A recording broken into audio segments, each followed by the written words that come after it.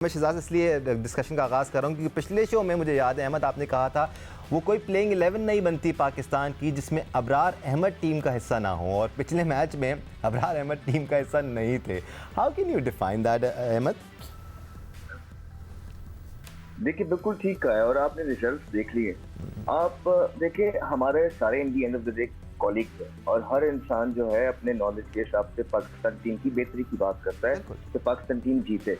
और ये जो करंट स्लॉट आप लेके गए हुए हैं, जिस तरह यूएसए की कंडीशंस भी हैं जहाँ टर्न होगा, इब्रार आपके बाहर नहीं बैठते हैं। अगर एक नए प्लेयर को पिटाई हो जाए ना तो इतनी दुखती नहीं है जितने आपके सीनियर प्लेयर जब आप उनके साथ स्टबन हो जाते हैं ना, और किसी को फिट इन करने के लिए जब आप पूरे का पूरा कॉम्बिनेशन खेलने के लिए तैयार हो जाते हैं, वो गलत है।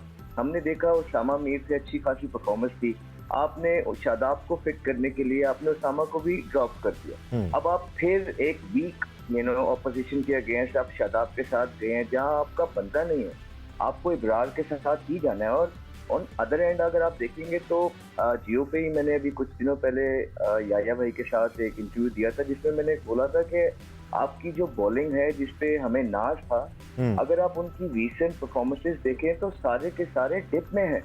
आप देखिए नसीम शाह इंजरी से आए हैं, मोहम्मद आमिर इंटरनेशनल क्रिकेट में कमबैक कर रहे हैं, शाहीन शाह की जो परफॉर्मेंस है वो हम सबके सामने है, और हारिस रऊफ की भी बताई। तो ये कंसर्न है। और फिर सोने पे सुहागा तब हो जाता है जब आप सही प्लेइंग 11 के अंदर नहीं उतारते हैं। तो मेरे ख्याल से फिर आयरलैंड से, मतलब हम अब जब क्रिकेट खेल रहे थे, मैं ये नहीं बोल रहा हूँ कि हम सारा कुछ जीते हैं, लेकिन यकीन जानिए कि जब आयरलैंड अफगानिस्तान से मैचेस होते थे तो बड़ा रिलैक्स और चिल करके जाते थे और जीत के आ जाते थे। बिल्कुल अहमद, तो प्रॉब्लम्स एग्जिस्ट करते हैं कि आप एब्सोल्युटली। अब ये दिन आगे कि हम आइलैंड से भी हार रहे हैं 5 विकेटों से, अब प्रॉब्लम्स एग्जिस्ट करते हैं अहमद, आज उससे राइटली पहले जी। उससे पहले आप देखिए कि अफगानिस्तान हमें कहां तक ले आया।